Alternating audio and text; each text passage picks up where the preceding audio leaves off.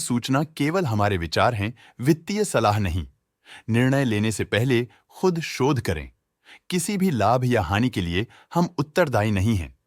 आज हम देख रहे हैं रेमंड लिमिटेड के 2024-25 Q3 की consolidated financial performance. Starting with the sales, पिछले क्वार्टर से सेल्स में -9% का डिक्रीज हुआ है, मगर कंपनी ने पिछले साल के मुकाबले मार्जिनल सेल्स डिक्लाइन रिपोर्ट किया, around -60%। Expenses -13% quarter on quarter decrease हो गए हैं, जो साल भर के -59.5% के डिक्लाइन के साथ अलाइन करता है। एक्सपेंसेस में डिक्रीज अच्छा है, लेकिन सेल्स में डिक्रीज निराशा की बात है। ऑपरेटिंग प्रॉफिट, जो पिछले साल के कंपैरिजन में -63.5% डाउन हुआ है, quarter on quarter around 28% increase हुआ है। Operating profit margin (OPM) annual basis पे -1.5% से डिक्रीज हुआ है और पिछले क्वार्टर के कंपैरिजन में 4% से इंक्रीज हुआ है। एक्सेप्शनल आइटम्स को ऐड करके अदर इनकम पिछले क्वार्टर के कंपैरिजन में -44% गिर गई, बावजूद इसकी ईयरली डिक्लाइन -51% हुई है। इंटरेस्ट एक्सपेंसेस पिछले क्वार्टर से -2% डाउन हुआ, लेकिन ईयर ओवर ईयर डिक्रीज -73% हुआ है।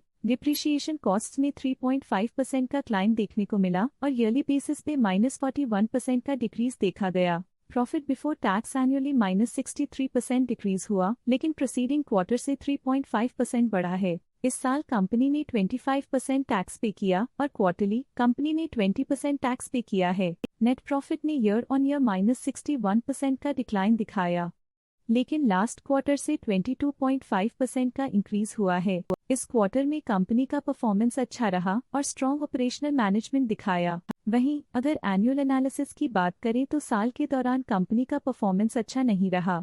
नेगेटिव नेट प्रॉफिट का मतलब है कि कंपनी प्रॉफिट के कंपैरिजन में नुकसान उठा रही है। अर्निंग्स पर शेयर (EPS) में ईयरली -61% का डिक्रीज देखा गया, लेकिन क्वार्टरली में 20% की बढ़ोतरी भी नजर आई। इस क्वार्टर में कंपनी का EPS ठीक रहा, ऑपरेशनल एफिशिएंसी में कुछ सुधार हुआ। रेमंड लिमिटेड के फाइनेंशियल स्नैपशॉट को रिव्यू करते हुए कुछ मुख्य ट्रेंड्स सामने आए हैं जो कंपनी की परफॉर्मेंस पे रोशनी डालते हैं। दिसंबर 2021 से दिसंबर 2024 तक रेमंड लिमिटेड की फाइनेंशियल जर्नी में सबसे पहले बात करते हैं सेल्स की। इस साल सेल्स में -35% की गिरावट आई है और पिछले 4 सालों में भी -1% की गिरावट देखी गई है, जो एक लंबे समय तक गिरावट को दर्शाता है। इस साल सेल्स में गिरावट आई है, लेकिन पिछले 2 साल में अच्छी ग्रोथ हुई थी, जो एक अस्थायी रुकावट को दर्शाता है। अब बात करते हैं एक्सपेंसेस की। इस साल एक्सपेंसेस -34% घट गए हैं और पिछले 4 सालों में -3% की कमी आई है। इस साल हालांकि एक्सपेंसेस सेल्स से थोड़ा ज्यादा बढ़े हैं, मगर ग्रोथ रेट्स का करीब होना स्टेडी ऑपरेशनल कॉस्ट को दर्शाता है। इस साल ऑपरेटिंग प्रॉफिट -44.5% कम हुआ, लेकिन पिछले 4 सालों में 16% का इजाफा हुआ है। इस साल ऑपरेटिंग प्रॉफिट में कमी आई है, लेकिन पिछले 2 साल की वृद्धि रेजिलियंस को दर्शाता है, जो एक अस्थायी मार्केट को संकेत करता है। नेट प्रॉफिट का सफर ऊपर की ओर चल पड़ा है। इस साल लगभग 4 गुना की चढ़ाई के साथ पिछले 4 सालों में लगभग 131 गुना की शानदार वृद्धि हुई है। पिछले 3 साल से नेट प्रॉफिट लगातार बढ़ रहा है, जो फाइनेंशियल हेल्थ को मजबूती देते हुए इन्वेस्टर्स का ध्यान आकर्षित करता है। इस साल EPS ने ऊंचाइयों को छुआ है, लगभग 4 गुना की वृद्धि के साथ, जो पिछले 4 सालों में लगभग 143 गुना की मजबूत वृद्धि पर आधारित है।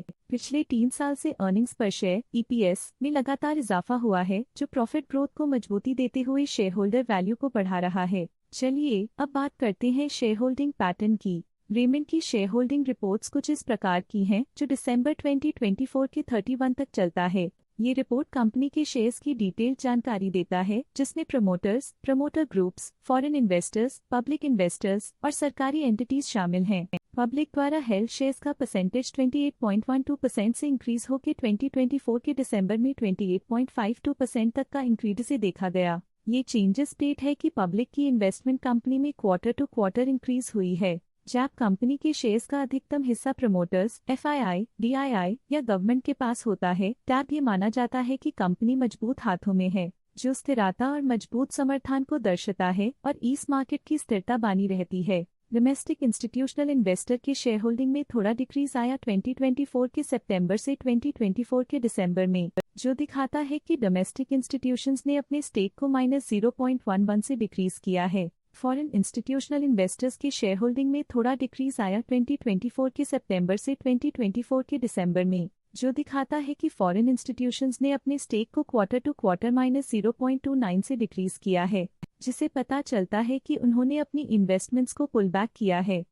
ये था कंपनी का करंट शेयर होल्डिंग पैटर्न। अब नजर डालते हैं रेमंड के स्टॉक रिकमेंडेशन पे। लॉटस स्टॉक का करंट प्राइस 1630.8 रुपीस चल रहा है। मोतीलाल ओसवाल ने स्टॉक की बाय रिकमेंडेशन दी थी। उन्होंने स्टॉक का टारगेट प्राइस 2310 का अनुमान लगाया था। रिकमेंडेशन के समय स्टॉक का प्राइस 1930.25 चल रहा था, जो करंट प्राइस से 43.2% अप है। आज के लिए फाइनेंशियल सेक्टर में इतना ही। देखने के लिए धन्यवाद।